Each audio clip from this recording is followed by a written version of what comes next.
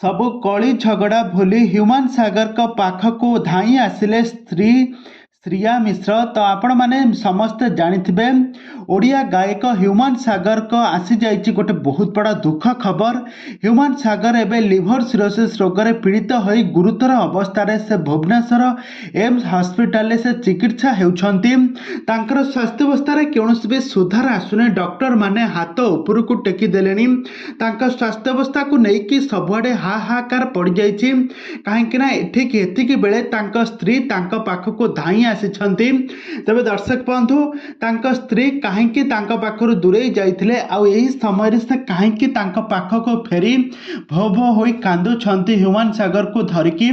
ତେବେ ଦର୍ଶକ ବନ୍ଧୁ, ଏବେ ହ୍ୟୁମାନ ସାଗରଙ୍କ ପରିବାରକୁ ଆସିଯାଇଛି ଗୋଟେ ବହୁତ ବଡ଼ ଦୁଃଖ ଖବର। ଏ ସମ୍ପର୍କରେ ସବୁକିଛି ଜାଣିବା ପାଇଁ ହେଲେ ଆପଣମାନେ ଆଜିର ଭିଡ଼ିଓଟିକୁ ପୁରା ଶେଷ ପର୍ଯ୍ୟନ୍ତ ଦେଖନ୍ତୁ। ଆଉ ଏହା ପୂର୍ବରୁ ଆପଣମାନେ ଆମ ଚ୍ୟାନେଲକୁ ସବସ୍କ୍ରାଇବ୍ କରି ପାଖରେ ଥିବା ବେଲ୍ ଆଇକନକୁ ଦବାଇ ଦିଅନ୍ତୁ। ଦର୍ଶକ ବନ୍ଧୁ, ଆପଣମାନେ ତ ସମସ୍ତେ ଜାଣିଥିବେ ହ୍ୟୁମାନ ସାଗର ହେଉଛନ୍ତି ଓଡ଼ିଶାର ଜଣେ ସୁନାମଧନ୍ୟ କଣ୍ଠଶିଳ୍ପୀ। ତାଙ୍କ କଣ୍ଠରୁ ଆପଣମାନେ ବହୁତ ସୁନ୍ଦର ଗୀତ ଶୁଣିଥିବେ। କିନ୍ତୁ ହ୍ୟୁମାନ ସାଗର ଗତ ଦିନମାନଙ୍କରେ ବହୁତ ଡିପ୍ରେସନରେ ରହୁଥିଲେ। ପ୍ରଥମେ ତାଙ୍କ ବାପା ଚାଲିଗଲେ, ଆଉ ଏହାପରେ ତାଙ୍କ ଭାଇ ଚାଲିଗଲେ, ଆଉ ତାପରେ ତାଙ୍କ ପରିବାରରେ ତାଙ୍କର ବିବାହ ବିଚ୍ଛେଦ ହୋଇଥିଲା। ମାନେ ତାଙ୍କ ସ୍ତ୍ରୀ ତାଙ୍କଠାରୁ ମଧ୍ୟ ଦୂରେଇ ଯାଇଥିଲେ।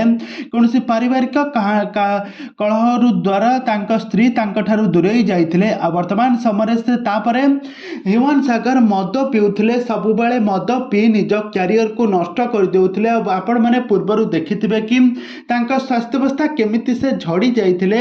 ଆଉ ବର୍ତ୍ତମାନ ସମୟରେ ସେ ଲିଭର ସିରୋସିସ୍ ରୋଗରେ, କିଡନୀ ଆଉ ଲିଭର ହାର୍ଟ ଏମିତି ବହୁତ ସାରା ରୋଗରେ ସେ ପୀଡ଼ିତ ହୋଇ ଏବେ ଲାଷ୍ଟ ଷ୍ଟେଜରେ ସେ ଅଛନ୍ତି। ଆଉ ତାଙ୍କୁ ସବୁ ରାଗ ରୋଷା ଅଭିମାନକୁ ଭୁଲି ତାଙ୍କ ସ୍ତ୍ରୀ ଶ୍ରେୟା ମହାନ୍ତି, ତାଙ୍କ ସ୍ତ୍ରୀ ଶ୍ରିୟା ମିଶ୍ର ଫେରି ଆସିଛନ୍ତି ତାଙ୍କ ପାଖକୁ।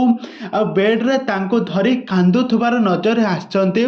ତେବେ ଦର୍ଶକ ବନ୍ଧୁ, ଏବେ ହ୍ୟୁମାନ ସାଗରଙ୍କ ସ୍ତ୍ରୀ ତାଙ୍କ ପାଖକୁ ଫେରି ଆସିଲେ କ'ଣ ହ୍ୟୁମାନ ସାଗରଙ୍କ ସ୍ୱାସ୍ଥ୍ୟାବସ୍ଥା ଭଲ ହୋଇଯିବ? ଆପଣମାନଙ୍କର ମତାମତ ନିହାତି ଭାବରେ କମେଣ୍ଟ ବକ୍ସରେ କମେଣ୍ଟ କରନ୍ତୁ।